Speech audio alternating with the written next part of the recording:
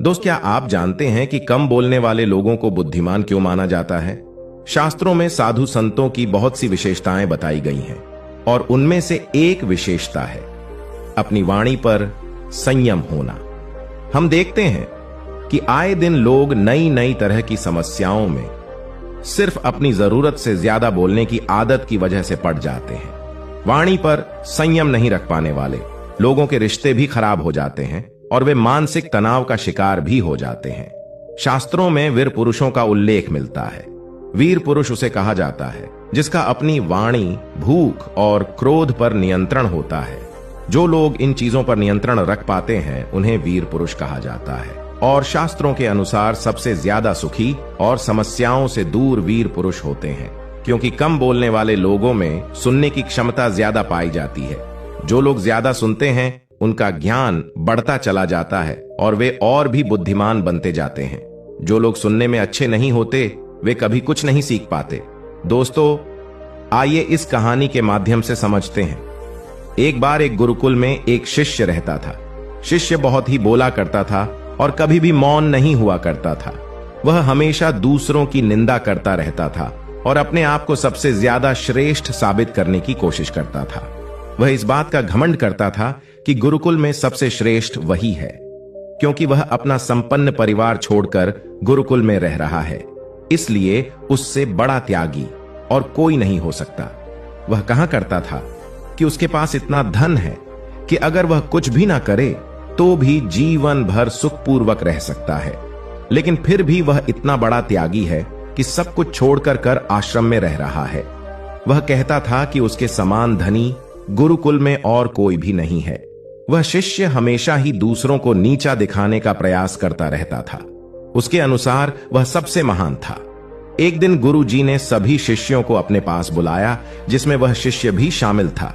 गुरुजी ने कहा कि जो कोई भी लोग अपने आप को काबिल समझते हैं वे अपने मन में कोई एक संकल्प लें और पूरे साल उस संकल्प का निर्वाह करें। शिष्य अपनी जिद पर अड़ा रहा और उसने कहा कि वह छोटा संकल्प नहीं लेगा। तब गुरुजी ने उससे कहा कि तुम 1 साल तक मौन रहने का संकल्प ले लो। शिष्य ने कहा कि यह तो बहुत ही छोटा संकल्प है। तब गुरुजी ने कहा कि पहले इस संकल्प का पालन करो, इसके बाद मैं तुम्हें एक बड़ा संकल्प से संकल्पित करूंगा। शिष्य मान गया और उसने मौन रहना लागू कर दिया। जैसे जैसे दिन बीतते गए शिष्य की बेचैनी बढ़ती गई। पहले कुछ दिन तो शिष्य को कोई परेशानी महसूस नहीं हुई, लेकिन जैसे जैसे समय बीतता गया शिष्य परेशान होने लगा। वह अपने जीवन काल में कभी भी इतना मौन नहीं रहा था। जब भी कोई शिष्य कोई अच्छा काम करता था तो वह शिष्य अपने आप को सबसे श्रेष्ठ साबित करने के लिए कुछ ना कुछ अवश्य बोलता था, लेकिन अब वह कुछ बोल नहीं पा रहा था और इसलिए उसकी बेचैनी बढ़ती जा रही थी। 3 महीने तो वह किसी तरह मौन रहा, लेकिन इसके बाद वह गुरुजी के पास जाकर बोला कि अब मुझसे मौन नहीं रहा जाता, मैं यह संकल्प तोड़ रहा हूं। यह सब उसने गुरुजी को एक पर्ची पर लिखकर बताया। गुरुजी यह पढ़कर बहुत ही हंसे और उन्होंने कहा कि तुम तो अपने आप को सबसे श्रेष्ठ कहते थे, तो अब क्या हुआ? यह इतना संकल्प भी तुमसे पूरा नहीं हो पा रहा है। शिष्य गुरुजी की बात सुनकर बहुत ही शर्मिंदा हुआ और अपने मान सम्मान और गौरव को बचाए रखने के लिए किसी तरह से 1 साल मौन रहने का फैसला किया। शिष्य जैसे तैसे दिन काटता गया और आगे जाकर वह नई ही ऊंचाइयों को छूने लगा। उसके चेहरे पर एक अजीब सा तेज देखा जा सकता था और वह मानसिक रूप से पूर्णतया शांत था। उसने मौन रहने के महत्व को समझ लिया था और अब वह ज्यादा बोलने से बचने लगा था।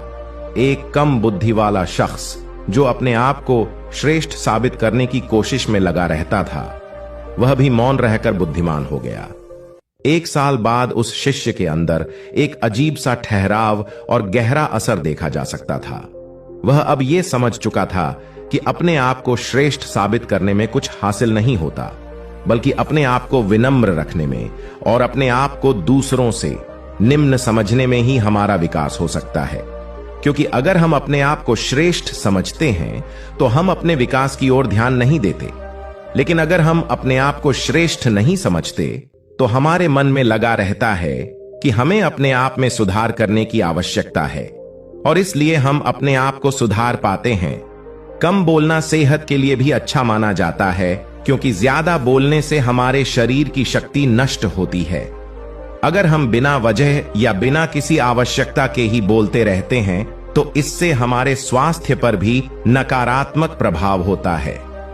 अगर हमें ज्यादा बोलने की जरूरत है तब तो ज्यादा बोलना लाजमी है, लेकिन अगर हमें ज्यादा बोलने की जरूरत नहीं है और फिर भी हम ज्यादा बोलते हैं तो यह बिल्कुल भी लाजमी नहीं है।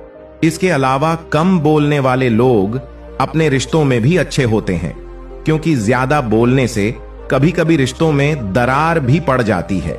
जो लोग ज्यादा बोलते हैं उन्हें कभी कभी याद भी नहीं रहता कि उन्होंने किस समय क्या बोल दिया, और उनकी कुछ बातें सामने वालों को बुरी लग जाती हैं, जिससे उनके रिश्ते खराब हो जाते हैं। लेकिन इसके विपरीत बुद्धिमान लोग वो होते हैं जो ज्यादा नहीं बोलते या जरूरत पड़ने पर ही बोलते हैं। उन्हें याद रहता है कि उन्होंने किस समय कौन सी बात की थी, क्योंकि वे बिना वजह कोई बात नहीं करते। इस कारण वे अनजाने में अपशब्द बोलने से बच जाते हैं और इस वजह से उनके रिश्ते में भी मिठास बनी रहती है। कम बोलने वाले लड़ाई झगड़े से भी बच जाते हैं, क्योंकि बहुत सारी लड़ाइयां सिर्फ इसलिए खड़ी होती हैं क्योंकि दोनों पक्षों में से कोई भी मौन होने के लिए राजी नहीं होता। अगर एक पक्ष एक शब्द बोलता है तो दूसरा पक्ष 100 शब्द बोलेगा। इसी तरह बात बढ़ते बढ़ते लड़ाई झगड़े पर पहुंच जाती है। लेकिन जो बुद्धिमान लोग होते हैं वे कम बोलना पसंद करते हैं, और जहां पर लड़ाई झगड़े वाली स्थिति पैदा होने का डर हो वहां पर ये लोग बिल्कुल भी नहीं बोलते हैं। बुद्धिमान लोगों की यह निशानी होती है कि वे कम प्रयासों में ही ज्यादा फायदा प्राप्त कर लेते हैं। उदाहरण के तौर पर एक गधा दिन भर काम करता है और इसके बदले में उसे कुछ घास ही मिलती है। गधे में इतनी भी अक्ल नहीं होती है कि घास तो जंगल में भी मिल सकती है और उसके लिए उसे दिन भर काम करने की आवश्यकता भी नहीं है। ठीक उसी तरह जो बुद्धिमान नहीं होते उनका हाल ऐसा ही होता है। उन्हें ज्यादा प्रयास करने पर भी उतनी ज्यादा उपलब्धि नहीं मिल पाती है।